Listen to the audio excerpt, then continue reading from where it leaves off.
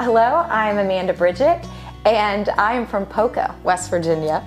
I am a professional vocalist and songwriter, and as of recently, an executive director of a newly formed arts nonprofit. I grew up here in Poca, West Virginia, in this very house, actually. I always loved singing, but it was growing up in this area and all of the Appalachian music. What we would call, particularly in church, the mountain music and all the harmonies and the instruments that went with it. Those sounds just really resonated in my soul and heart, and I love them. It's been a part of me and a love of mine from a young age, and I think it has to do with this very area. I went to Poca High School and was a part of the show choir there, and David Legg was the director, and he had a huge influence on me. Encouraged me to not just learn the music that we were learning for the show, but to really dive in and listen to jazz. He taught us classical. He taught us how to sing in Latin. You know, things like that, that otherwise in this area I would have had no opportunity or exposure. I was in my senior year of college and I saw auditions for theme parks. So I thought, you know what, I could sing and make some money. So I went and auditioned and actually got in and got accepted for a few of them, made the auditions. Busch Gardens was the first one I started out in Williamsburg. I think I did Busch Gardens, Orlando, Hershey Park. That opened the door for me to audition more for theater roles and things like that. It wasn't until then, when I got into those jobs, that I thought, oh wait, this could be a career path. So it really was theme parks that opened that door for me. I crossed paths with a few people who were involved with against the fight, like against sex trafficking with kids, and they would tell me stories. And then I started reading and writing a play. I was and am still so moved by this subject that I felt called. I could not stop myself from writing. It has been something that I don't even always feel like I have an option. I feel that I have to do it because the story is important.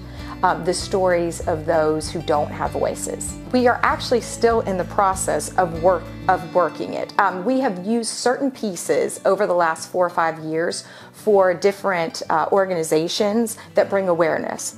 And so I have not seen the whole play yet. It has not been presented. Hopefully we will be able to eventually in the next few years present a full work of art.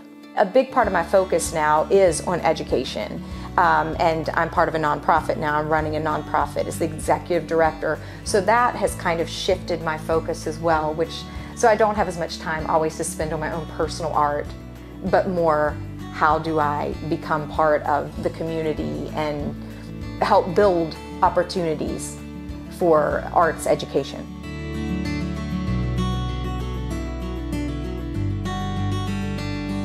In teaching and having a private studio, I find that I am constantly educating myself. I work as an educator often for show choir events in this area.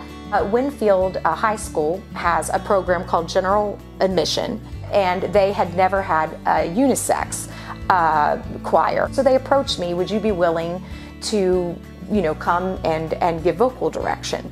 Part of what I wanted to do is, could I create that show? So they were very gracious and said yes. This show is a unisex group. It's all females at this point. So it made me think of Appalachian women. And so I thought, well, instead of giving these girls, high heels and rhinestones or, and bedazzling them, let's tell the story of the very women that were a part of building Appalachia. It actually has just made me want to create a bit more, to spend a little more time creating as opposed to always in the instructor mode. That balance of business and thinking in terms of structure and programming, and then going to the creating, and that side, that's a really hard balance, and to live in both is very difficult. Well, I love West Virginia because it's home. I am country through and through. I will tell you that. I love the landscape, the geography. I love the mountains. I love the streams. I love the dirt here. I would even say I love the history that's here and the ancestry that I know that is in this dirt, you know, that is much bigger and longer than I am. The first question I ask is it just a hobby, or is it something you really want to do as a profession? Because there's a big difference, and you have to kind of know your drive and your purpose. There are opportunities around here. You just have to look for them. There will be loads of extra work that you'll have to do to learn, because we don't have a big cosmopolitan area. I think those from Appalachia, we have a great work ethic. Go out and get all the professional experience you can, because we love the arts. West Virginia loves the arts, and so we want our native West Virginians to go out and to get all the experience. But our hope is that someday that some of them will come back and bring that back, so we can continue to grow the arts here in West Virginia.